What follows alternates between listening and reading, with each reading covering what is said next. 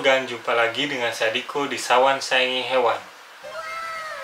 Kali ini saya bersama Giku saya gan, nih Sunglow. Saat saya buat video ini kurang lebih 3 hari sebelum lebaran ya. Dan besoknya saya tuh mau mudik gan, ya sekitar 1 mingguan lah. Nah karena leopard Giku saya mau saya tinggalin, sekarang saya ingin membuat video tentang gimana sih setup kandang leopard Giku biar kita bisa tinggalin selama 1-2 minggu gan. Ya selain leopard Giku, cara ini juga saya gunakan untuk reptil saya yang lain, kayak contohnya kadal panana dan juga savannah monitor gan. Sebenarnya cara ini yang penting itu cuma ngasih makannya aja sama kandangnya gan, biar selama kita tinggalin itu aman di kandang, dia tuh nggak ngerasa kurang nyaman gitu loh. Nah oke, nggak usah lama lagi, ayo kita tonton video tentang gimana sih cara setup kandang dan ngasih makan leopard Giku untuk kita tinggalin mudik gan. Yang pertama kita harus bersihin kandangnya dulu gan. Pokoknya kita jaga agar kandangnya tuh sebersih mungkin lah. Selain kandangnya, tempat minum atau tempat makannya juga harus kita bersihin sih. Nah sekarang ayo kita bersihin kandangnya gan. Nah setelah selesai kita cuci kandangnya, nih masih basah, sekarang saya keringin dulu ya. Kita keringin dulu kandangnya. Nah selesai kita setup kandangnya gini, udah kita bersihin, kita cuci bersih. Sekarang kita kasih alas guys.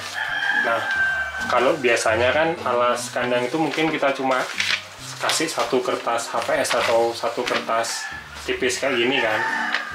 Nah karena kita mau tinggalkan lama, otomatis mungkin dalam 1-2 minggu leopard Giku tuh udah pup berapa kali gitu kan.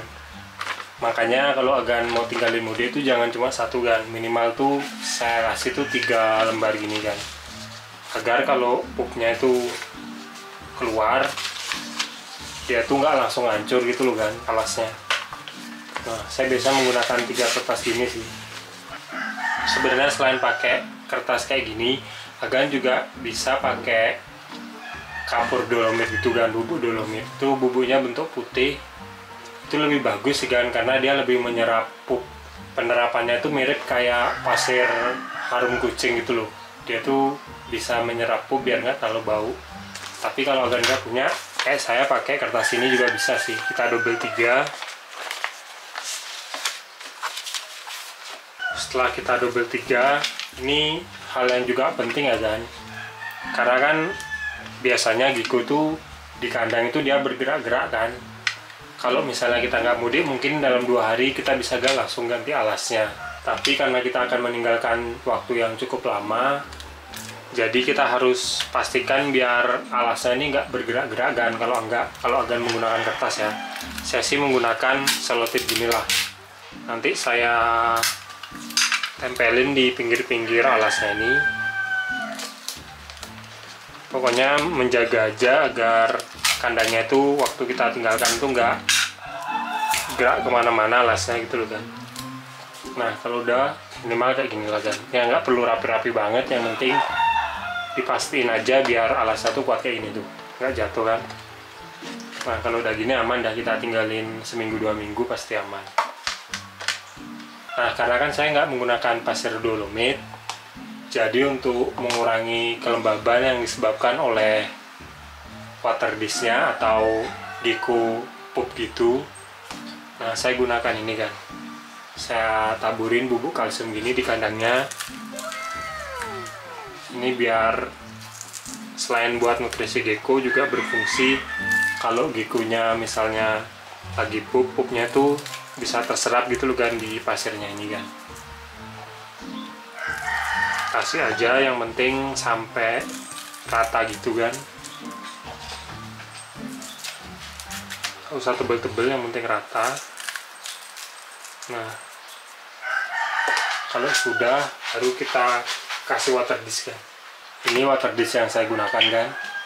Saya ngasihnya biasanya nggak usah banyak-banyak, nggak usah sampai full, soalnya takutnya kalau full nanti sama Gikunya tuh kayak dibalikin gitu loh kan. Nih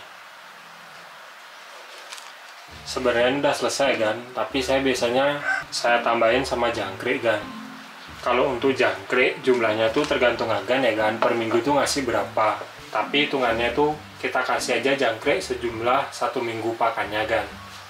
Kalau saya sih biasanya setiap 2 hari tuh saya kasih 4 jangkrik ya kan, berarti di kandang ini saya akan kasih 12 jangkrik kan. Tapi mohon maaf ya kan, sekarang saya lagi nggak ada jangkrik di rumah, makanya nggak bisa saya taruh di sini. Nah, udah saya taruh kandang gini, saya kasih 12 jangkrik, baru saya tutup kan. Nih, kandang udah siap, sekarang kita taruh di tempat yang aman kan. Kalau tempat yang aman tuh kayak gini kan, contohnya ya, tuh saya biasa ditaruh di atas meja gini, walaupun nggak tinggi, yang penting ada mejanya kan, karena kalau di bawah itu resiko terkena semutnya itu besar banget kan. Saya taruh sini, biasanya di pinggir-pinggirnya ini saya kasih kapur ajaib. Saya kasih kapur ajaib di pinggir-pinggirnya agar semut itu nggak ada yang ngerubungi kandangnya nih kan. Kalau untuk naruhnya ya sebaiknya taruh di ruangan aja, nggak langsung terkena sinar matahari. Saya rasa udah cukup sih kan, karena Leopard Gecko ini perawatannya nggak terlalu rumit lah. Cara ini saya gunakan di Gecko saya. Itu sempat beberapa tahun lalu saya pulang kampung itu 2 minggu, ya aman-aman aja kan. Tapi mungkin pas kita datang jangan kaget, misalnya kayak Gecko saya ini kan segemuk ini kan tuh. Ya nanti kalau kita tinggalin biasanya lebih kurus sedikit kan, karena kan asupan makannya berkurang kan. Tapi tenang aja sih kan, kalau Leopard Gecko itu dia tuh punya cadangan makan kayak kalau di unta itu punuknya gitu. Tapi kalau di Gecko tuh di bagian ekor ini kan tuh, kalau besar gini biasanya dia bisa nahan makan tuh sampai lama banget sih, aman-aman aja. Nah oke kan, sekian dulu video dari saya tentang tips meninggalkan Leopard Gecko saat kita mudik atau pulang kampung. Ya caranya mudah kok kan. Nah kalau agan suka sama video ini jangan lupa like dan juga subscribe. Nantikan video terbaru saya tentang hewan, karena saya upload video tentang hewan setiap hari Jumat. Kalau ada pertanyaan langsung aja komen di bawah kan. Nanti pertanyaan bagus saya pasti buatin videonya. Sekian dari saya dan Leopard Gecko saya. Salam hewan lestari gani. Bersama saya dan juga Gecko Sanglo saya yang mau saya dingdani. Warnanya putih, mau ganti kulit enggak?